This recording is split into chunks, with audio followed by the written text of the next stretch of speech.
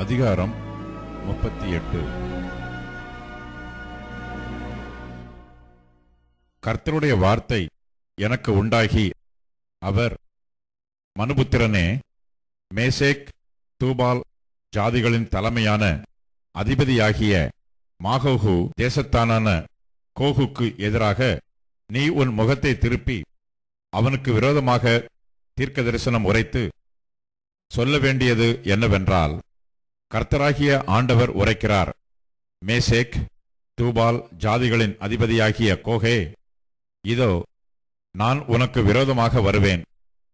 நான் உன்னை திருப்பி உன் வாயில் துறடுகளை போட்டு உன்னையும் உன்னுடைய எல்லா சேனையையும் குதிரைகளையும் சர்வாயுதம் தரித்த குதிரை வீரர்களையும் பரிசையும் கேடகமுடைய திரளான கூட்டத்தையும் புறப்பட பண்ணுவேன். அவர்கள் எல்லாரும் பட்டயங்களை பிடித்திருப்பார்கள்.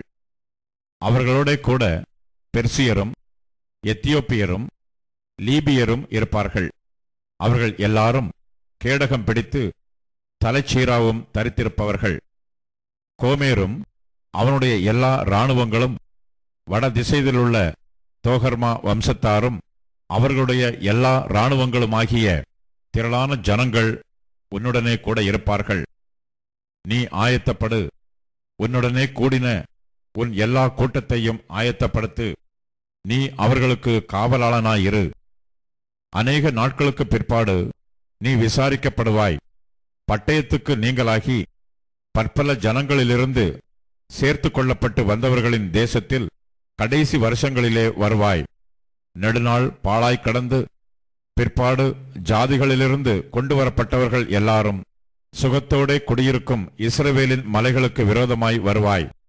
அவர்கள் எல்லாரும் அஞ்சாமல் குடியிருக்கும்போது பெரும் காற்றைப் போல் எழும்பி வருவாய். நீயும் உன்னுடைய எல்லா இராணுவங்களும் உன்னோடே கூட இருக்கும் திரளான ஜனங்களும் கார் மேகம் போல் தேசத்தை மூடுவீர்கள்.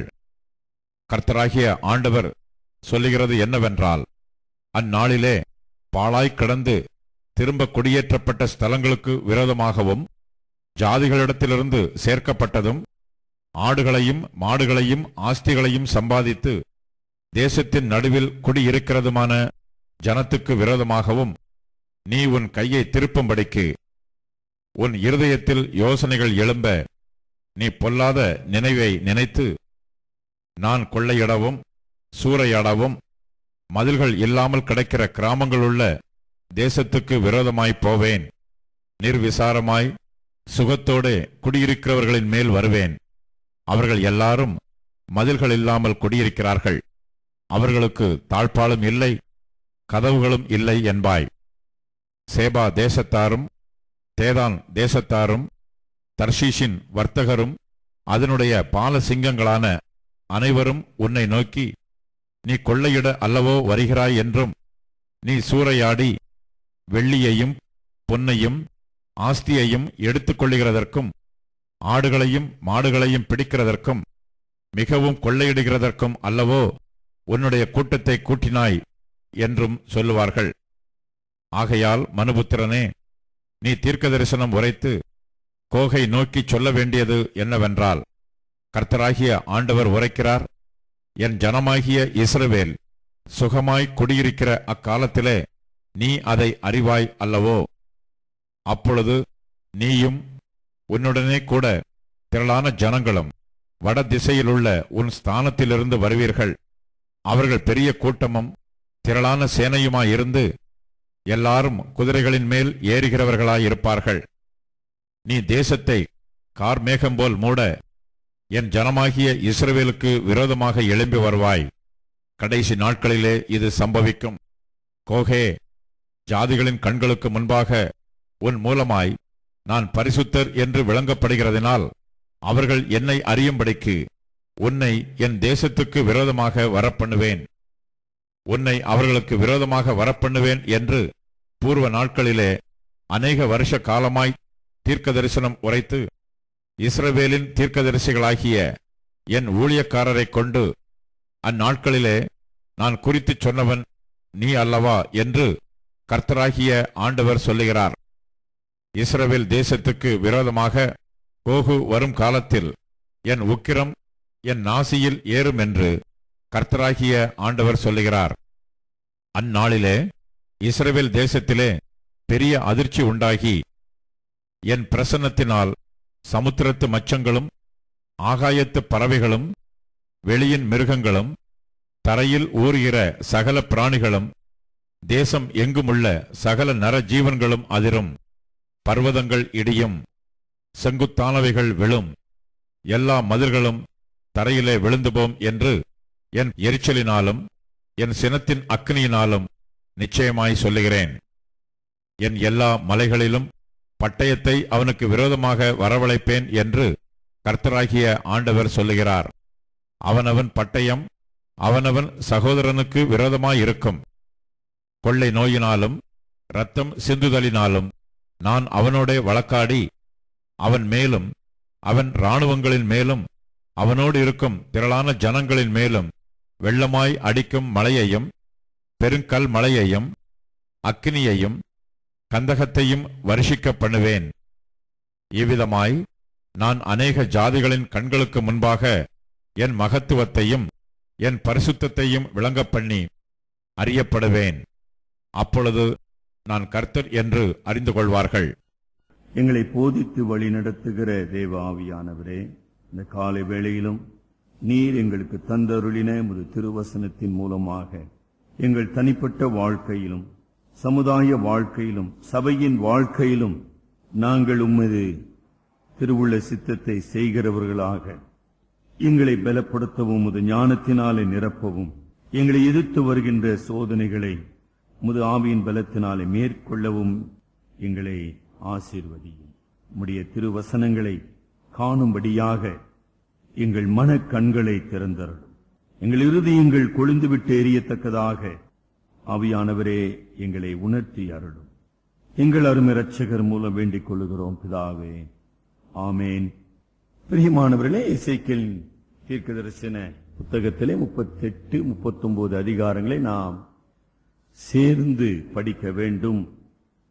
முழு தீர்க்கதரிசன புத்தகத்திலேயே இந்த 2 அதிகாரங்கள் ஏறக்குறைய 2000 ஆண்டுகளுக்கு மேலாக வேத வியாக்கியானிகளுக்கு ஒரு புதிராகவே இருக்கின்றன. புதிர்னு சரிங்களா? It is continue to be a puzzle to the scholars அந்த இன்டர்பிரட்டர். 2000 ஆண்டுகளாக இந்த 2 அதிகாரங்களுக்கான சரியான விளக்கத்தை எந்த ஒரு மனிதரும் கொடுக்கல. அவ்வளவுதான், அதான் உண்மை. ஆக அது படிப்பதற்கு மிக எளிமையாக உங்களுக்கு தெரியும். ஆனால் வரலாற்றிலே அதை நீங்கள் இணைத்து பார்க்கும்போது அப்படிப்பட்ட ஒரு காரியம் இஸ்ரவேலின் வரலாற்றிலே நிகழவில்லை. கடந்த 2000 ஆண்டுகளாக திருச்சபையின் வரலாற்றிலே நிகழவில்லை. ஆகினாலே பெரும்பாலான வியாக்கியானிகள் இந்த 2 அதிகாரங்களும் ஆண்டவராகிய கிறிஸ்துவின் வருகையின் போது நிகழப் போகின்ற முடிவு கால தீர்க்க தரிசனங்கள் என்று முடிவு செய்திருக்கிறார்கள். So many scholars refer this as an end time prophecy. அதாவது ஆண்டவருடைய 2ஆம் வருகையின் போது குறிப்பிட்ட தீர்க்க தரிசனங்கள் நிகழும் என்று எதிர்பார்க்கிறார்கள். அந்த அடிப்படையிலே பல வியாக்கியானங்கள் எழுதப்பட்டிருக்கின்றன. ஆனாலும் இன்றைய சூழ்நிலையிலே திருச்சபையாக நீங்களும் நானும் கிறிஸ்துவின் வருகைக்கு ஆயத்தப்படுகிறவர்களாக இருக்கிறோம். ஆகவே எசேக்கியேலுடைய தீர்க்க தரிசனத்தை பாபிலோனிய சிறையிருப்பிலே கிமு 6ஆம் நூற்றாண்டில் கேட்ட யூத மக்களுக்கும் 21ஆம் நூற்றாண்டிலே கிறிஸ்துவின் திருச்சபையாக உடன்படிக்கையின் மக்களாக கிறிஸ்துவின் வருகையை எதிர்நோக்கி இருக்கிற மக்களாக நாம் தியானிப்பதற்கும் அங்கு பல வேறுபாடுகள் உண்டு. அரசியல் ரீதியான வேறுபாடு. எசேக்கியேல் காலத்தில் இருந்த அரசியல் நிலை என்ற என்ன, இன்றைக்கு உலகத்தினுடைய அரசியல் நிலை என்ன இல்லைங்களா? அதே விதமாக எசேக்கியேல் காலத்தில் இருந்த இஸ்ரவேல் மக்களுடைய நிலை என்ன? as a nation 7ஆம் அதிகாரத்தில் 11ஆம் வசனத்தில் அதை நம்ம படித்தோம் இல்லைங்களா? போன தியானத்தில் இதோ அவர்கள் எங்கள் எலும்புகள் உலர்ந்து போயிற்று, எங்கள் நம்பிக்கை அற்று போயிற்று, நாங்கள் அறுப்புண்டு போகிறோம் என்றார்கள். ஆனா இஸ்ரவேல் இன்னைக்கு அந்த நிலையில் இல்லைங்களே. இஸ்ரவேல் கிமு 535 ஆண்டு மறுபடியுமாக புதுப்பிக்கப்பட்டது, எருசலேமிலே நாட்டப்பட்டது. மறுபடியுமாக இஸ்ரவேல் மக்கள் செலுசிய ராஜா என்று அழைக்கப்படுகிற ஆன்டியோகஸ் எபிபனஸ் என்பவனாலே 100 ஆண்டுகளுக்கு மேலாக அவர்கள் கொடுங்கோல் ஆட்சியை அனுபவித்து சமய ரீதியாக, இன ரீதியாக பல விதமான கொடுமைகளை சந்தித்தார்கள். கிமு 63 ஆண்டு ரோம பேரரசின் சக்கரவர்த்தி ஆகிய பாம்போ என்பவனால இஸ்ரவேல் சிறைபிடிக்கப்பட்டது. மறுபடியுமாக கிபி 70 ஆண்டு இஸ்ரவேல் தீத்து ராயனாலே மண்மேடாக்கப்பட்டது. So many things has happened. 1947 ஆண்டு நான் ஏற்கனவே சொல்லியிருக்கேன், என்னுடைய நினைவு சரியாக இருப்பேன், கிட்டத்தட்ட அக்டோபர் மாதம் அளவிலே மறுபடியுமாக ஒரு புதிய இஸ்ரவேல் அரசியல் ரீதியாக உலகத்திலே பிறந்தது. இவ்வளவு காரியம் நடந்துருச்சு. இப்ப எப்படி சார் 38ஆம் அதிகாரம் பொருந்தோன்னு நம்ம யோசிக்கணும் இல்லீங்களா? சும்மா 38 புரிஞ்சிருமா? இவ்வளவு சரித்திர பின்னணி நமக்கு தெரியணுங்களே. ஆக கடந்த 1947 ஆண்டு முதல் ஒரு புதிய இஸ்ரவேல் நாடு இயங்கிக் கொண்டிருக்கிறது. ஆக இந்த புதிய இஸ்ரவேல் நாட்டுக்கு இன்றைக்கு இருக்கிற அரசியல் எதிரிகள் யார், அரசியல் சூழ்நிலை என்ன, அதனுடைய அரசியல் எதிர்காலம் என்ன, இவைகளையும் நாம் இந்த 38, 39 அதிகாரங்களிலே ஒப்பிட்டு பார்க்க வேண்டியவர்களாக இருக்கிறோம். ஆக கடந்த ஏறக்குறைய 60 ஆண்டுகளாக எழுதப்பட்ட வியாக்கியானிகள் எல்லாரும் அங்க நடந்த ஒரு தவறு சொல்றேன். அதாவது 1947 ஆண்டு இஸ்ரவேல் ஸ்தாபிக்கப்பட்ட உடனே என்ன செய்தாங்க, அநேக வேத வியாக்கியானிகள் இந்த குறிப்பாக இந்த பகுதி, சகரியாவின் பகுதி, தானியேலின் பகுதி, வெளிப்படுத்தின விசேஷத்தின் 20ஆம் அதிகாரம், இவைகளை ஒப்பிட்டு பல வியாக்கியானங்கள் எழுதுறாங்க. ஆனால் அவங்க செய்த தவறு என்ன தெரியுங்களா? நம்ம வாசித்தோம் பாருங்க, படிக்கிறாங்களா? 2ஆம் வசனம் படிங்க, 38:2. அதிபதியாகிய மாகோகு தேசத்தானான கோகு. போதுங்கம்மா, அந்த 2 பேர் தான். இந்த 2 பேர் தாங்க பிரச்சனையே. 26 நூற்றாண்டுகளாக இந்த 2 பேர்கள் தான் பிரச்சனையே இருக்குதுங்க. அந்த 60 ஆண்டுகளாக மாகோகு, கோகு என்கிற பெயர்களுக்கு ரஷ்ய நாட்டை அவர்கள் ஒப்பிட்டு வியாக்கியானம் எழுதினார். யுனைடெட் சோவியத் ரஷ்யன் பார்க்கிறோம் இல்லைங்களா, யுஎஸ்எஸ்ஆர். ரஷ்யா இஸ்ரவேலை தாக்கி இஸ்ரவேல் மீது படையெடுத்து இஸ்ரவேலை அழிக்க முற்படுவார்கள் என்கிற வியாக்கியானம் கடந்த 60 ஆண்டுகளாக கொடுக்கப்பட்டு வந்தது. ஆனா இப்ப கேள்வி, இப்ப யுஎஸ்எஸ்ஆர் இருக்குதுங்களா? இல்லீங்களே.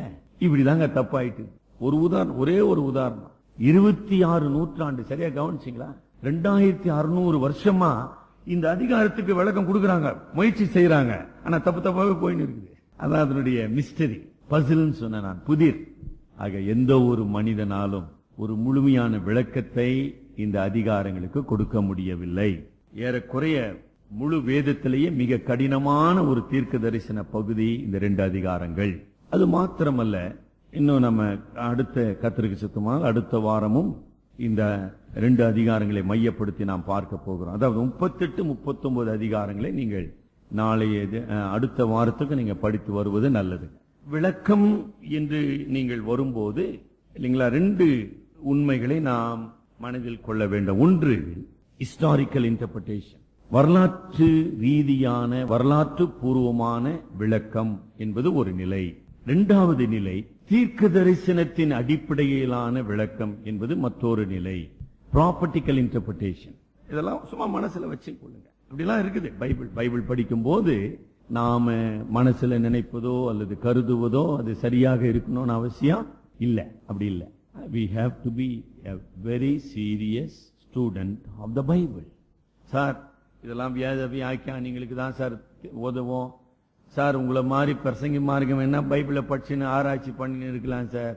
நீங்க வேற சார், எங்களை போய் நேத்துங்க அதெல்லாம் இழுத்துன்னு இருக்கிறீங்க. நீங்க ஏதோ நாங்க அப்படியே வந்தோமா போனோமா ஆறுதலா ஒரு வார்த்தை சொன்னீங்கன்னா ரொம்ப நல்லா இருக்கு சார். வேதம் தேவனுடைய வெளிப்பாடு. அப்ப இந்த வேத பகுதியை நான் அறிந்து கொள்ள அவசியம் இல்லை என்று நீங்களும் நானும் எப்படிங்க முடிவு செய்யறது? நீங்க யாருங்க அதை முடிவு செய்யறது? கடவுள் என்ன சொல்லுகிறாரோ அதை நான் கேட்க வேண்டும், அதற்கு நான் கீழ்ப்படிய வேண்டும். 2 தான் நான் செய்ய வேண்டியது. ஆக கடவுளுடைய வெளிப்பாட்டை, இதாங்க வெளிப்பாடு, ரெவலேஷன். அதை நாம் அற்பமாக கருதுகிறோம். that is a sin. ஒன்று. ரெண்டு, பரிசுத்த ஆவியானவர் இந்த வசனங்களின் மூலமாக தான் நம்மை பரிசுத்தப்படுத்துகிறார். There is more important. The Holy Spirit sanctifies His children through His word. எவ்வளவு முக்கியம். நான் படிக்க மாட்டேங்க, எனக்கு புரியலங்க, எனக்கு தேவையில்லைங்க. என்னது இது? இது என்னது புரியலையே? பரிசுத்த ஆவியானவர் உனக்கு சொல்லித்தர விரும்புகிற படிப்பினைகளை கற்றுக்கொள்ள உனக்கு மனம் இல்ல. உன்னுடைய இருதயம் எப்படிமா இருக்குது? ஆமா, கல்லான இருதயமா இருக்குது, முரட்டாட்டமான இருதயமா இருக்குது. ஐயோ, ஆவியானவர் அப்படி கொடுப்பாருங்களா? நம்ம தான் ஏற்கனவே படிச்சுட்டு 36ஆம் அதிகாரம் எசேக்கியேல் 36:25 நான் உங்கள் கல்லான இருதயத்தை எடுத்து போட்டு சதையான நவமான இருதயத்தை உங்களுக்கு நான் கொடுப்பேன். அப்படி நவமான இருதயம் உனக்குள்ள இருந்தா எனக்கு பைபிள் வானா, எனக்கு போதனை வானான்னு சொல்லிருப்பியா? கருமையானவர்களே, ஒவ்வொரு வசனத்தில் இருந்தோம், ஒவ்வொரு வேத பகுதியில் இருந்தோம் திட்டமான தேவனுடைய செய்தி நமக்கு உண்டு என்பதை நீங்கள் மறந்து போகக்கூடாது. அப்படி இல்லைன்னா நீங்க அனுதினமும் பைபிள் படிக்கிறதுல அர்த்தமே இல்லைங்க. Why should you read the Bible every day? அந்த கேள்வி கேளுங்க, எதுக்கு நான் பைபிள் படிக்கணும்? God wants to speak to me. கடவுள் என்னோடு பேச விரும்புகிறார். ஆக அப்படிப்பட்ட மனநிலையோடு தாமா ஒவ்வொரு நாளும் நாம் வேதத்தை திறக்க வேண்டும். டாக்டர் பில்லிகிரம் அந்த ஜப் சொன்னார், நீங்க எப்படி பைபிள் படிக்கிறீங்கன்னு கேட்டாங்க அவரை. டாக்டர் பில்லிகிரம் ஐயா அவர்களுக்கு 86 வயது. இன்றைக்கும் அவருடைய நினைவு சரியாக, he has a very clear memory at the age of 86 with the disease of Parkinson. Parkinson தெரியுமா? நரம்பு தளர்ச்சி என்கிற ஒரு நோயினாலே 6 ஆண்டுகளுக்கு மேலாக, கிட்டத்தட்ட 8 ஆண்டுகளாக அவர் கஷ்டப்பட்டு கொண்டிருக்கிறார். அவரால் எதுவுமே அவருடைய சரீரத்தின் மீது அவருக்கு எந்த கண்ட்ரோலும் கிடையாது. அவரால் ஒழுங்கா நிற்க முடியாது, ஒழுங்கா உட்கார முடியாது, ஒழுங்கா பேச முடியாது. அவருடைய மனைவியினுடைய அடக்க ஆராதனையில ஒரு 5 நிமிஷம் பேசினார். அதை பார்க்கக்கூடிய வாய்ப்பு எனக்கு கிடைச்சது. He couldn't stand, he couldn't sit. அப்படிப்பட்ட ஒரு நிலையில கடவுளுடைய வசனத்தை குறித்து என்ன தெளிவுங்க! ஏன் அவர் என்ன தெரியுமா சொன்னாரு? ஒவ்வொரு முறையும் நான் வேத தண்டையில வரும்போது ஒரு குழந்தையை போல நான் வருகிறேன். I come to the Bible as a babe. Lord teach me. Samuel ஜெபம் பண்ணார் பாருங்க, ஆண்டவரே சொல்லும் அடியேன் கேட்கிறேன். 86 ஆண்டுகள். உங்க வாழ்க்கையில எத்தனை ஆண்டுகள், எத்தனை நாட்கள் இந்த ஜெபம் பண்ணி வேதத்தை படிச்சிருக்கீங்க? அப்புறம் கடவுள் என்ன சார் ஒன்னும் புரியல சார், பின்ன என்ன படிச்சாலே புரிய மாட்டேங்குது, அப்ப படிக்காதவனுக்கு என்ன புரியும் சார்? ஒன்னும் தெரியல சார், என்ன தெரியும்? என்னவோ எனக்கு ஒன்னும் விளங்கல. எப்படிப்பட்ட ஒரு கிறிஸ்தவ வாழ்க்கை நம்ம வாழ்ந்து கொண்டு இருக்கிறோம். ஆக எனக்கு அருமையானவர்களே, God speaks. இன்றைக்கு ஆண்டவர் என்னோடு பேச போகிறார். அதுக்காக தான் நான் வந்திருக்கிறேன் ஆண்டவருடைய சமூகத்தில். ஆக 38, 39ஆம் அதிகாரம் வரலாற்று பூர்வமான சில விளக்கங்களை நாம் பெற்ற போதிலும் இன்றைக்கு புதிய உடன்படிக்கையின் மக்களாக, திருச்சபையாக, அதுதான் என்னுடைய அணுகுமுறை. இந்த வாரத்திலும் அடுத்த வாரத்திலும் நான் உங்களோடு பேசுகிற அணுகுமுறை, my stand as a New Testament church. ஒரு புதிய ஏற்பாட்டின் திருச்சபையாக இந்த வசனங்களை நான் எப்படி புரிந்து கொள்ள வேண்டும், அதன் அடிப்படையில் எப்படி செயல்பட வேண்டும், எப்படி கிறிஸ்துவின் ராஜ்யம், கிறிஸ்துவின் வல்லமை இந்த உலகத்திலே கட்டப்படும்படியாக நான் எப்படி என்னை ஒப்பு கொடுக்க வேண்டாம், அந்த ஆங்கிள் தான் நான் படிக்க விரும்புகிறேன். நீங்க படிச்சீங்களா? அப்படி படிங்க. தீர்க்க தரிசனம், கர்த்தருடைய வாக்கு மாறாத வல்லமையுள்ள வசனங்கள். ஒரு எச்சரிப்பின் வசனம் சொல்லட்டுங்களா? 38ஆம் அதிகாரத்தில் ஒரே ஒரு எச்சரிப்பின் வசனம் சொல்றேன் பாருங்க. 11ஆம் வசனம் படிங்க. உன் இருதயத்தின் யோசனைகள் எழும்ப நீ பொல்லாத நினைவுகளை நினைத்துக் கொண்டிருக்கிறாய். போதுங்களா? இன்னைக்கு ஆவியானவர் நம்மோடு கூட பேச முடியும். God speak. எப்படி இருக்குது பாத்தீங்களா வசனம்? இப்ப படிக்கணுமா படிக்க வேணாம் பைபிள? எது பொல்லாத நினைவு? கடவுள் என்ன சொல்றது, நான் என்ன கேட்கறது, சிந்திக்கிற பார், அதான் பொல்லாத நினைவு. சார், உலகத்துல எங்க இடி ஊந்தான, எங்க சுனாமி வந்தான, எங்க பூமி எனக்கு என்ன வந்துச்சு நினைக்கிற பார், அதான் பொல்லாத நினைவு. ஏன்னா தேவனுடைய கிறிஸ்துவின் சரீரமாகிய சபை 247 நாடுகளிலே இன்றைக்கு இயங்கி கொண்டு இருக்குது. ஏதாச்சும் உணர்வு இருக்குதுங்களா நமக்கு? Are you conscious about the body of Christ spread universally all over the world? அதை பத்தி ஏதாச்சும் உணர்வு இருக்குதா? சூடான்ல கொல்லப்பட்டான் சார் கிறிஸ்தவன், ஏதாச்சும் உணர்வுக்கு தான் சூடு சொரண. காங்கோல ஒரு இனம் அழிக்கப்படுகிறது கிறிஸ்தவத்தின் பெயரிலே, அதை பத்தி ஏதாச்சும் அறிவு இருக்குதுங்களா? இந்தோனேசியாவில் இத்தனை சீனர்களும் இந்தோனேசிய கிறிஸ்தவர்களும் முஸ்லிம்களும் துன்புறுத்தப்படுறாங்களே, ஒரு நாள் ஜெபம் பண்ணியா?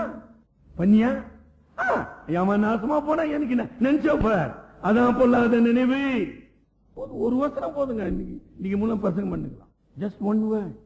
எனக்கு கடவுள் இந்த உலகத்தில் எப்படி செயல்படுறார், எப்படி ஆட்சிகளை மாற்றி அமைக்கின்றார், ஏன் ராஜ்யங்கள் மாறுகிறது, ஏன் யுத்தங்கள் வருகிறது, எனக்கு அதை பத்தி எல்லாம் கவலை இல்லை சார். நாங்க சாப்பிட்டோமா, அப்படியே பார்த்தோமா, அப்படியே ஜாலியா போனோமா. லூக்கா 21:34 எது பொல்லாத நினைவு? லூக்கா 21:34 உங்கள் இருதயங்கள் பெருந்திண்டியினாலும் வெறியினாலும் லௌகீக போதுங்கம்மா, 3 போதுங்களா? It's a typical expression of the present day life. இன்றைய உலகத்திலே, அதாவது சுகபோக வாழ்க்கையிலே வாழ்ந்து கொண்டிருக்கிற மக்களுடைய 3 பண்புகளை அந்த லூக்கா 21:34 என்ன அழகா சொல்லிட்டு படிச்சீங்களா? முதலாவது பெருந்தீண்டி. எண்ணத்தை உண்போம். புதுசா கண்டுபிடிப்பா, பேர் வை, புதுசா இல்லாட்டி கூட பரவாயில்ல. அது சிக்கன் தான், 65 ஒண்ணு வை, அப்புறம் 45 ஒண்ணு வை, அப்புறம் 25 ஒண்ணு வை. அதை சாப்பிடணும் சார். அத என்ன சார் நீங்க வேற சும்மா போட்டு வர்த்தக நீங்க சாப்பிட்டுக்கிறீங்க அப்படிங்களாங்க. வெறியினாலும் வெறி ஆல் சார்ட்ஸ் ஆஃப் எக்ஸ்ட்ரீம் சென்சுவலிசம்னு பேரு, ரெவல்ரின்னு பேர். அது மனித உணர்ச்சிகளை திருப்தி செய்யும்படியாக மனிதனுடைய ஈடுபாடுகள் எல்லா அம்சங்களிலும் வெறி. பணம் சம்பாதிக்கணுமா, அப்படியே வெறி, அப்படியே செய்டா. 72 மணி நேரம் செய்ய வேலை, 7 நாள் வேலை. கேட்டாங்க நம்ம ஐயா போதக ஜார்ஜ் பண்ண, எப்படிங்க சார் 7 நாளுக்கு வேலைக்கு வர சொல்றான் சார் அந்த முதலாளி. நம்ம ஜனங்க போய் அவசரப்பட்டுக்குதுங்க. பெண்கள் பண்பாக்கம் பரணம்பேடு சபையில இருக்கிற வாலிப பெண்கள் 7 நாள் வேலை செஞ்சுங்க. வெறி, பணம் சம்பாதிக்கணும், வெறி. என்ன தெளிவா போட்டிருக்குதுங்க பைபிள். லௌகீக கவலை. உட்கார்ந்து இருக்கீங்க, எத்தனை கவலையில இருக்கிறீங்கன்னு தெரியல. கடன் கட்டுற கவலையா, இல்ல கடன் கொடுத்த கவலையா? கடன் கட்டுறவனுக்கு கொஞ்சம் கவலைங்க, கடன் கொடுத்தவங்க அதுக்கு அது மேல கவலை. படுவாவே அட்ரஸ் மாத்தின்னு போயிட்டா என்னடா பண்றது? எவ்வளவு typical. What a wonderful word of God. ஒவ்வொரு மனிதனையும் தராசிலே நிறுத்தி பேசுகின்ற கடவுள் நம்முடைய ஆண்டவர். அது பெல்ஷத்சார் ஆனாலும் சரி, நீங்களும் நான் இருக்கிற எந்த மனிதனா இருந்தாலும் சரிங்க. To God everybody is equal. உன்னுடைய பொல்லாத நினைவுகளை நான் அறிந்திருக்கிறேன். கடவுளுடைய சித்தத்தை பற்றிய ஒரு கன்சர்ன், ஒரு விருப்பம் இருக்குதா? இப்பதான் ஜெபம் பண்ணோம், பரமண்டலங்களில் இருக்கிற எங்கள் பிதாவே. அதுக்கு பாதி பேர் வர்றதில்லை, நல்லதுன்னு நான் நினைக்கிறேங்க. லேட்டா வர்றதில்லை. எதுக்கு சார் அந்த ஜெபத்தை திருப்பி சொல்லினேன்? நீங்க வேற எங்களை வேற ஞாபகப்படுத்திக்கினேன். பரலோகத்தில் நம்முடைய சித்தம் செய்யப்படுவது போல பூலோகத்திலும் செய்யப்படுவதாக. இன்றைக்கு என் வாழ்க்கையில, என் மூலமாக நான் வாழ்கிற சமுதாயத்தில் உம்முடைய சித்தம் செய்யப்படுவதாக. ஜெபம் பண்ணீங்களா? ஜெபம் பண்றீங்களா? எனக்கு ஒன்றும் கவலை இல்லை சார். உன்னுடைய பொல்லாத நினைவுகளை நான் அறிந்திருக்கிறேன். என்னங்க பொல்லாத நினைவுகள்? 12ஆம் வசனம் படிங்க. அவன் சொல்றான், அதாவது கோகு, அந்த கோக குறித்து இங்க ஆண்டவர் பேசுகிறார். கோகு என்ன சொல்றான்?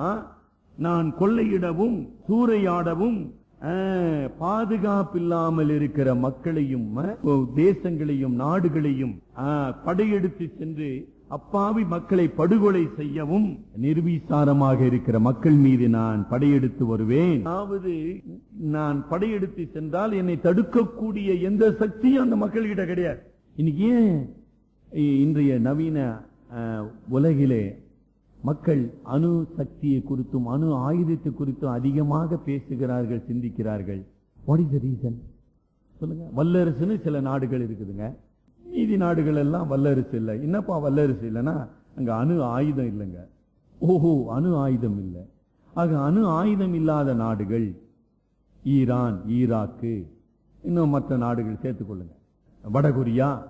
நாங்கெல்லாம் அணு ஆயுதத்தை தயார் பண்ணிட்டோமா நாங்க வல்லரசா மாறிடுவோம். ஆக எங்களை பாதுகாப்பற்ற மக்கள். ஆக உன்னுடைய நினைவுகள் எவ்வளவு தீமையாக இருக்கிறது. என்னங்க தீமை? அதனுடைய பொருள் என்ன? கொள்ளையிடவும், அபகரிக்கவும், சூறையாடவும், பாதுகாப்பற்றவர்களை அழிக்கவும் நான் சித்தம் கொண்டிருக்கிறேன். இது நம்ம வல்லரசை பத்தி எல்லாம் என்னத்துங்க பேசின? நமக்கு அதுக்கு என்னமா சொல்லுவாங்களே, இரும்பு அடிக்கிற இடத்துல ஈக்கு நயா வேலை. புரியுதுங்களா? நீங்களும் நான் யூஎன்ஓ மெம்பருங்களா இல்ல யூஎன்ஓல பேச போறோமா? இரும்பு அடிக்கிற இடத்துல ஈக்கு நாங்க வேலை, அதை விட்டுலாங்க. நம்ம குடும்ப சூழ்நிலை இருக்குங்க. ஏமாறுவான், எப்படி சொத்தை பிரிக்கிறது, அந்த சொத்துல எப்படி கொள்ளை அடிக்கிறது, அதுல எப்படி கமிஷன் வாங்கிறது நடக்குதுங்களா? குடும்பத்துல சொத்தை எப்படி பங்கு போடுறது, அதுல வந்து நாலு அடி கூட அதிகமா போடக்கூடாது. அதுக்கு 4 ஜான், 4 அடி இல்லைங்க, 4 ஜான். சார் நாங்களா வாரம் ஜெபம் பண்றேன் சார். என்ன சார் போலீஸ் கேஸ்? ஒன்னும் இல்லைங்க, அத சொத்து தகராறுங்க. ஓஹோ அதானா? இல்ல, விசுவாசி என்பவன் தியாகம் செய்ய வேண்டியது. ஆண்டவர் சொன்னார், 2 இருக்குதாப்பா உங்ககிட்ட, ஒன்னு குத்துரு, முதல்ல ஒன்னு குத்துரு. 2 இருக்குது இல்ல, 2 அதிகம் உனக்கு, இப்படிதானே சொன்னாரு. இன்னொருத்தன் அதையும் கேட்டான்னு வச்சுக்க, ஒன்னுத்த கூட கேட்டான்னு வச்சுக்க, அதையும் கொடுத்துரு. Going second mile with Christ to be a disciple of Christ. நான் கிறிஸ்துவின் டீச்சனாக இருக்க வேண்டுமானால் ஒரு வஸ்திரம் அல்ல, எல்லா வஸ்திரத்தையும் நான் இழக்காய். அதுதாங்க கிறிஸ்துவின் வழி.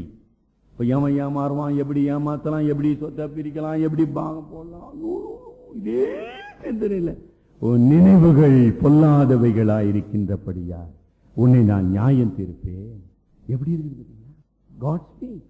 கடவுள் பேசுகிறார். இன்னும் எங்கேயோ எழுதி வச்சாருன்றதில்லை. ஆகிய எனக்கு அருமையானவர்களே, 14ஆம் வசனத்துக்கு வாங்க. முடியலங்க. ஆகையால் மனுபுத்திரனே, தீர்க்க தரிசனம் உரைத்து கோகுக்கு ஒரு பட்ட பெயருங்கம்மா. அந்த வேர்டு பட்ட பெயர் என்னன்னா அதிபதினு அர்த்தங்க. அதிபதியை நோக்கி சொல்ல வேண்டியது என்னவென்றால், கர்த்தராகிய ஆண்டவர் உரைக்கிறார், என் ஜனமாகிய இஸ்ரவேல் சுகமாய் குடியிருக்கிற அக்காலத்திலே, என் ஜனமாகிய இஸ்ரவேல் சுகமாக, அதாவது பீஸ்ஃபுல்லின்னு அர்த்தம். மற்றவர்களுக்கு விரோதம் செய்யாமல், மற்றவர்களுக்கு தீமை செய்யாமல், மற்றவர்களை அபகரிக்காமல் அவர்கள் சுகமாக they are living peacefully. அது உனக்கு பொறாமையா இருக்குது, எரிச்சலா இருக்குது, அவனை அழிக்கணும்ன்ற.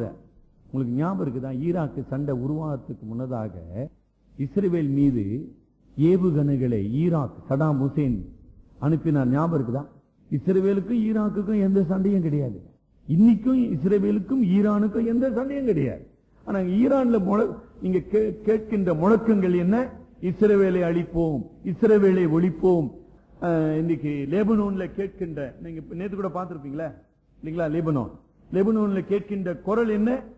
இஸ்ரவேலை ஒழித்து கட்டுவோம். அதாவது Israel is not in any way hurting and offensive to any other nation, but every other nation is against it. அப்படிப்பட்ட ஒரு என்னதுங்க, அரசியல் ரீதியான ஒரு உண்மையை இந்த வசனம் நமக்கு எடுத்துரைக்கிறது. நம்முடைய வாழ்க்கையில சார் இது இஸ்ரவேலுக்கு மட்டும் இல்லைங்க. இஸ்ரவேல் என்பது it's symbolical name of the children of God. தேவனுடைய மக்களை குறிக்கின்ற ஒரு பதம் இஸ்ரவேல்.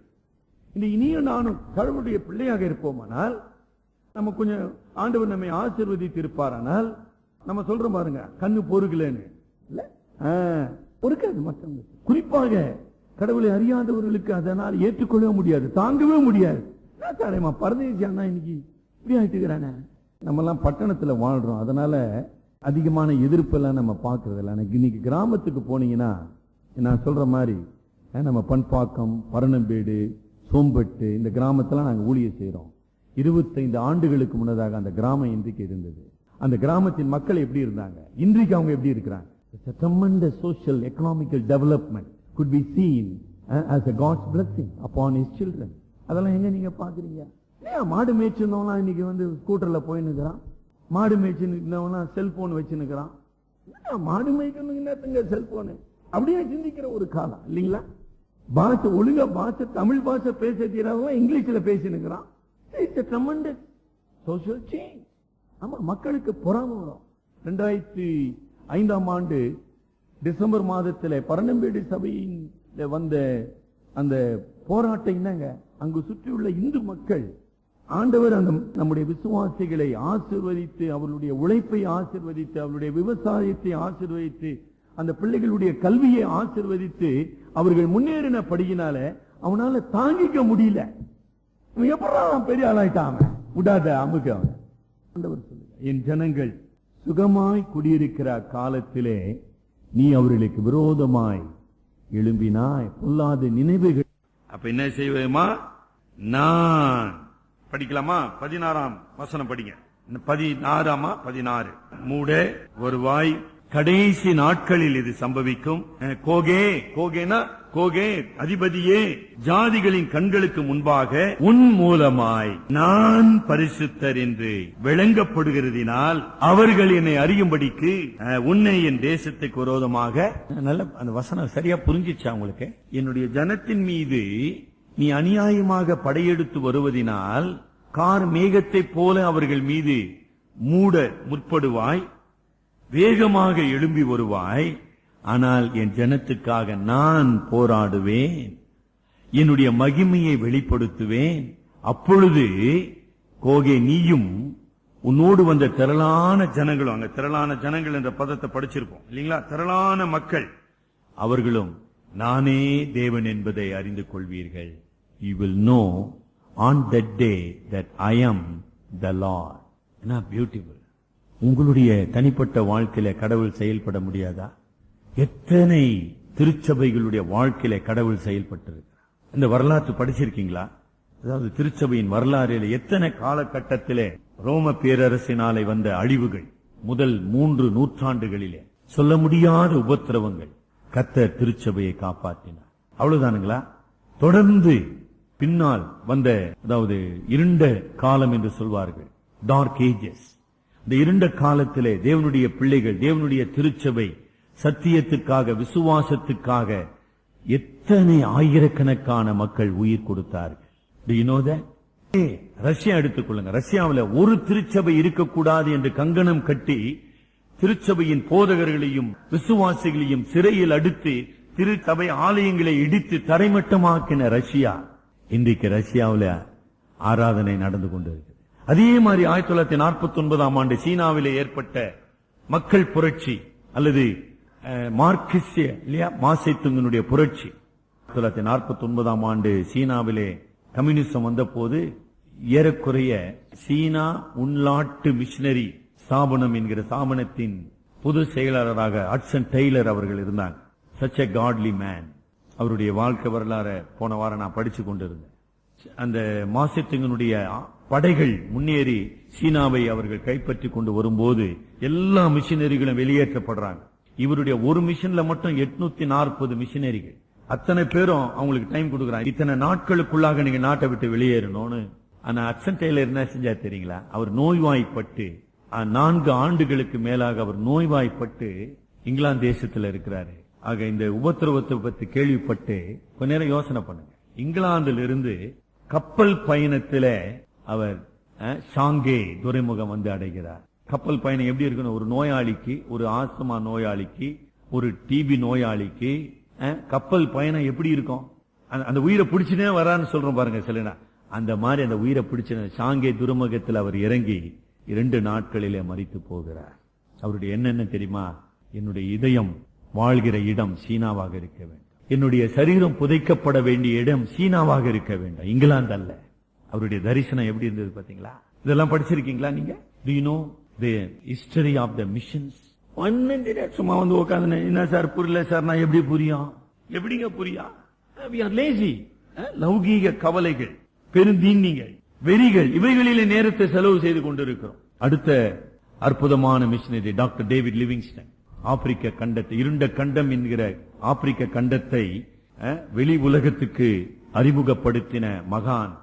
was a great missionary statesman. ஆப்பிரிக்கா கண்டத்தையே வரைபடம் இட்டவர் அவர்தான். ஆப்பிரிக்கா கண்டத்திலே அவருடைய கால் அடிப்படாத ஒரு நாடே கிடையாது. அந்த மகான் மரிக்கும் போது என்ன சொன்னார் தெரியுங்களா? என்னுடைய இருதயம் ஆப்பிரிக்கா கண்டத்திலே காங்கோ நாட்டிலே அடக்கம் பண்ணப்பட வேண்டும், என்னுடைய சரீரம் இங்கிலாந்துக்கு எடுத்து செல்லப்பட வேண்டும். My heart should be buried in the heart of Africa. Africa கடவுள் எனக்கு தந்த சுதந்திரத்தின் நாடு. படிச்சிருக்குமா?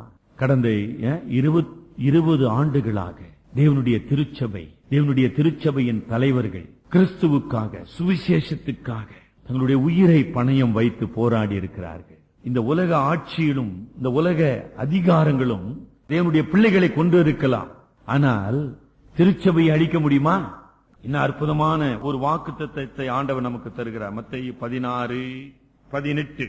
நான் உனக்கு சொல்லுகிறேன், நீ பேதுருவாயிருக்கிறாய், இந்த கல்லின் மேல் என் சபையை கட்டுவேன், பாதாளத்தின் வாசல்கள் அதை மேற்கொள்வதில்லை. அதுதாங்க கடந்த 20 நூற்றாண்டுகளாக நடந்து கொண்டு வருகிறது. அப்ப இந்த 38ஆம் அதிகாரத்தை எப்படி புரிந்து கொள்ளுகின்றோம்? புதிய இஸ்ரவேலாகிய திருச்சபை, இந்த புதிய இஸ்ரவேலாகிய திருச்சபைக்கு விரோதமாக வருகின்ற இந்த உலகத்தின் ஆட்சியாளர்கள், ஆல் த நேஷன், திரளான ஜனங்கள்னு அங்க நம்ம 9ஆம் வசனத்துல பாருங்க. 38:9. பெருங்காற்றை போல் எழும்பி வருவாய், நீயும் உன்னுடைய எல்லா ராணுவங்களும் உன்னோடு கூட இருக்கும் திரளான ஜனங்களும். ஆமா, அதாவது முழு உலகமும் திருச்சபைக்கு விரோதமாக எழும்பும். ஆனால் கர்த்தர் வெற்றி பெறுவார் என்பதை தான் நம்ம பார்க்கின்றோம். திருச்சபை கிறிஸ்துவின் ரத்தத்தினாலே மீட்டுக் கொள்ளப்பட்டதாக இந்த உலகத்தினாலும் உலகத்தின் ஆட்சியாளர்களாலும் அது ஒருபோதும் அழிக்கப்பட முடியாது. அங்க அந்த 38ஆம் அதிகாரத்துல வருகிற அடுத்த கருகலான ஒரு கான்செப்ட், நான் அவர்களுக்குள்ளே வாசம் பண்ணுவேன், நான் அவர்களை அழிப்பேன். அந்த வார்த்தை கவனிச்சீங்களா? அதாவது a special presence of God.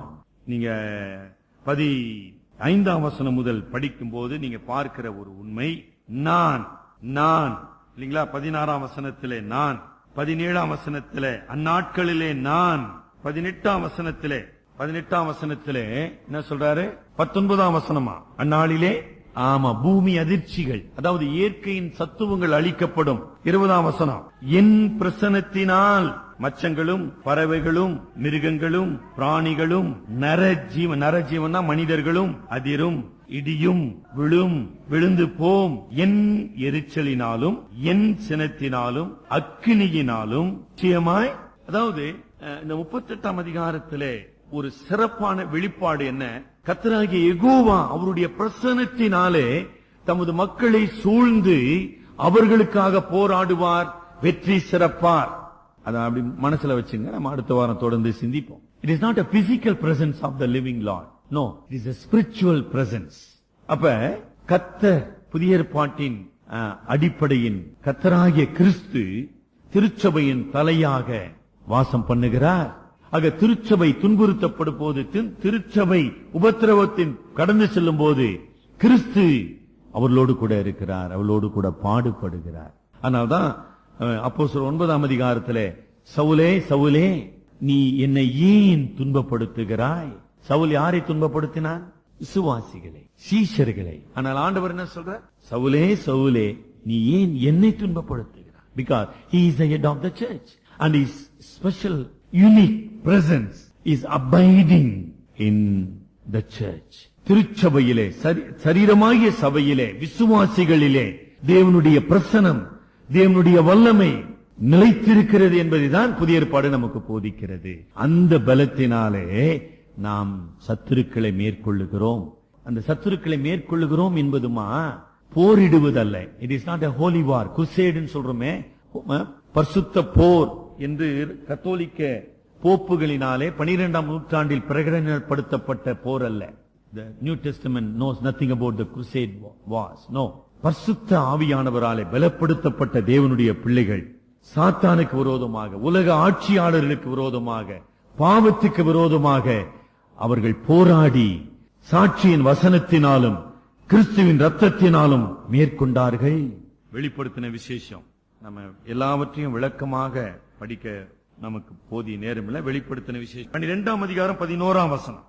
வெளிப்படுத்தின விசேஷம் 12ஆம் அதிகாரம் 11ஆம் வசனம். மரணம் நேரிடுகிறதா இருந்தாலும் அதற்கு தப்பும்படி தங்கள் ஜீவனையும் பாராமல் ஆட்டுக்குட்டியின் ரத்தத்தினாலும் தங்கள் சாட்சியின் வசனத்தினாலும் அவனை ஜெயித்தார்கள். யார் ஜெயித்தது? திருச்சபை. ஆனால் எப்படி ஜெயித்தார்கள்? வசனத்தினாலும் ஆட்டுக்குட்டியானவருடைய ரத்தத்தினாலும். That is the symbolic presence of the Christ. விளங்குதா? சரியா புரியுதா? திருச்சபை தோல்வியுற முடியாது. திருச்சபையை எந்த ஒரு சக்தியும் அழிக்க முடியாது. எந்த ஒரு ஆட்சி வந்தாலும் சரி. ஹிட்லர் காணாத ஒரு திருச்சபையா நம்ம புதுசா கண்டிட போறோங்க. இல்ல ரஷ்யாவில சபை சந்திக்காத ஒரு கம்யூனிஸ்டத்தையா இந்தியாவில புதுசா சந்திக்க போறோம். சீனாவில சந்திக்காத ஒரு கம்யூனிஸ்டத்தையா இந்தியாவில நம்ம சந்திக்க போறோம். இல்ல, நம்ம எல்லா சத்துருக்களையும் திருச்சபை சந்தித்தது, வெற்றி கொண்டது. எப்படிமா? By the blood of the lamb. இயேசு கிறிஸ்து எனக்காக தேவனுடைய சமூகத்திலே பரிந்து பேசுகிறார் மட்டுமல்ல, அவருடைய ரத்தம் எனக்காக இந்த பாவத்தோடு, இந்த உலகத்தின் தீமையோடு, உலகத்தின் அதிபதியாகிய சாத்தானோடு போராடி கொண்டிருக்கிறது. ஆகையினால நாம் வெற்றி பெறுவோம். What a message! என்ன அற்புதமான ஒரு செய்தி. தோல்வி எனக்கு இல்லையே, என்றும் இல்லையே. உங்களுடைய சாட்சியின் அனுபவம் அப்படி இருக்குதுங்களா? அன்றைய சிறையிருப்பில் இருந்த மக்களுக்கு 4 உண்மைகளை எசேக்கியேல் அறிவித்தார். முதலாவது உண்மை, இந்த பாபிலோனிய சிறையிருப்பு முடிவல்லப்பா, there is a future. யூதா அழிந்து போயிற்று, இஸ்ரவேல் அழிந்து போயிற்றுன்னு புலம்பெல்லாம் பாடின்னு இருக்காத. யூதாவுக்கும் இஸ்ரவேலுக்கும் எதிர்காலம் உண்டு. வெறும் சரித்திர ரீதியான யூதா அல்ல, புது உடன்படிக்கையின் இஸ்ரவேல் தொடர்ந்து இந்த உலகத்திலே வாழும். 2, அது கடந்த காலமானாலும் சரி, தற்காலமானாலும் சரி, எதிர்காலமானாலும் சரி, தேவனுடைய உடன்படிக்கையின் மக்களுக்கு உபத்திரவங்கள் வருமானால் அதனுடைய மிக முக்கிய காரணம் அவர்களுடைய தோல்வி. It is a failure of the church, of the covenant people, which deserves God's righteous punishment. ஆக சும்மா புலம்பின்னு இருக்காதீங்க, மனம் திரும்புங்கள். Repent and return to him. There is a very very apt message. இந்த செய்தி என்னமா செய்தி? புலம்பின்னு இருக்காதம்மா, ஐயோ கடவுள் தண்டிச்சாரு, ஐயோ அப்படி சொல்லாத. ஆண்டவரே, நான் மனம் திரும்ப வேண்டும், உம்முடைய வாழ்வுக்குள்ளாக நான் புதுப்பிக்கப்பட வேண்டும், உமது வல்லமையின் வாய்க்காலாக என் வாழ்க்கை மாற வேண்டும். அப்படி பண்ணி ஜெபம்ன்ற. 3வது உண்மை, சர்வ வல்லமையுள்ள தேவன் தம்முடைய மக்களை அவர் கைவிடுவதில்லை, மறந்து போவதில்லை, தள்ளி விடுவதில்லை.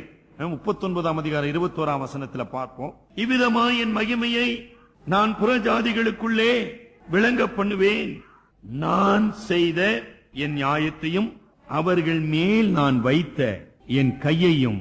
என்ன கைமா? பாதுகாக்கும் கரத்தை, விடுவிக்கும் கரத்தை, சத்துருவினுடைய அழிவில் இருந்து விடுவிக்கின்ற என்னுடைய வல்லமையின் கரத்தை ஜாதிகள் காண்பார்கள். உங்க வாழ்க்கையில கண்டார்களா? என்ன பியூட்டிஃபுல், என்ன அருமையான ஒரு செய்தி. 22ஆம் வசனம், அன்று முதல் இன்றும் நான் தங்கள் தேவனாகிய கர்த்தர் என்று இஸ்ரவேல் வம்சத்தார், ஆமா தேவனுடைய மக்களாகிய நீங்களும் நானும், புதிய ஏற்பாட்டின் புதிய இஸ்ரவேலராகிய நீங்களும் நானும் தேவனாகிய கர்த்தரே தேவன் என்பதை அறிந்து கொள்வார்கள். தலைவனிக்கு நாம் ஜெபிப்போம். உலகத்தின் முடிவிலே அரசியல் கொந்தளிப்புகள், மத்தேயு 24ஆம் அதிகாரத்தின்படி நாட்டுக்கு விரோதமாக நாடு, ஜனத்துக்கு விரோதமாக ஜனம், ஜாதிக்கு விரோதமாக ஜாதிகள் எழும்பும், பூமி எதிர்ச்சிகளும் கொள்ளை நோய்களும் வரும். ஆனால் திருச்சபை ஒருபோதும் தோல்வியுறார். திருச்சபையை எந்த ஒரு மனிதனும் எந்த ஒரு ஆட்சியும் அழிக்க முடியாது. நீ திருச்சபையின் அங்கமாக, கிறிஸ்துவின் சரீரமாக இருக்கிறாயா சகோதரனே, சகோதரனே? கிறிஸ்து உன்னில் வாழ்கிறாரா? கிறிஸ்து உன் மூலமாய் இந்த உலகத்திலே வெளிப்படுகிறாரா? விசுவாசத்தின் நல்ல போராட்டத்தை போராடுகிறவனாக, சத்தியத்துக்கு விரோதமாக எழும்புகின்ற தத்துவங்கள், சத்தியத்தை மறுதலிக்கின்ற மக்களோடு போராடுகிற வாழ்க்கை, சத்தியத்தை அவமாக்குகிற ஆட்சியாளர்கள் போராடி கொண்டிருக்கிறாயா? தேவன் நம்ம வைத்திருக்கிற குடும்பத்திலும் சமுதாயத்திலும் உத்தம சாட்சிகளாக நாம் இருக்கிறோமா? தானியேலை போல, எசேக்கியேலை போல, எரேமியாவை போல பாடுபடுகிற வேளையிலே தேவனுடைய வல்லமை விளங்குகிறதா? இந்த காலை வேளையிலும் கோகை போல பொல்லாத நினைவுகளை உடையவனாக நான் வாழ்ந்து கொண்டிருப்பேன். ஆனால் தேவனுடைய கோபாக்கினை என் மேல் வரும். தேவனை எதிர்க்கிறவன் வாழ முடியாது. தேவனை அசட்டை செய்கிறவன் தப்பிக்க முடியாது. தேவனை பரியாசம் பண்ணுகிறவன் நியாயம் தீர்க்கப்படுவான் என்று வேதம் எச்சரிக்கிறது. திருச்சபைக்காகவும் திருச்சபையின் வாழ்வுக்காகவும் சுவிசேஷம் அறிவிப்பதற்காகவும் நாம் தேவனோடு உடன்படிக்கை செய்தோமே, அந்த உடன்படிக்கையிலே உண்மை உள்ளவர்களாக இருக்கிறோமா? தேவனே, வருகை பரியந்த உண்மை உள்ளவனே தேவ ராஜ்யத்தில் பிரவேசிப்பான். ஜெயம் கொள்ளுகிறவன் எவனோ அவன் என்னோட கூட பரதீசையில் இருப்பான். உன்னுடைய வாழ்க்கை ஜெயம் கொள்ளுகிற வாழ்க்கையா? கிருபையுள்ள ஆண்டவரே, எங்களை சந்தித்து எங்களை மீட்டுக் கொண்ட எங்கள் இரட்சகரே, நாங்கள் எங்களுக்காக அல்ல, எங்களுக்காக மரித்து உயிர்த்த உமக்காக வாழ்கின்ற பாக்கியத்தை நீ தந்திருக்கிறீர். ஒரு உல்லாச வாழ்க்கைக்கல்ல, ஒரு ஊதாரித்தனமான வாழ்க்கைக்கல்ல, சுகபோகமான வாழ்க்கைக்கல்ல ஆண்டவரே, கிறிஸ்துவின் சீஷர்களாக சிலுவை சுமக்கவும் பாடுபடவும் அறியாத மக்களுக்கு முது விடுதலையின் செய்தியை அறிவிக்கின்ற சாட்சியின் மக்களாக எங்களை நீர் வழிநடத்தும். எங்கள் அருமை இரட்சகர் மூலம் வேண்டிக் கொள்ளுகிறோம் பிதாவே. ஆமேன்.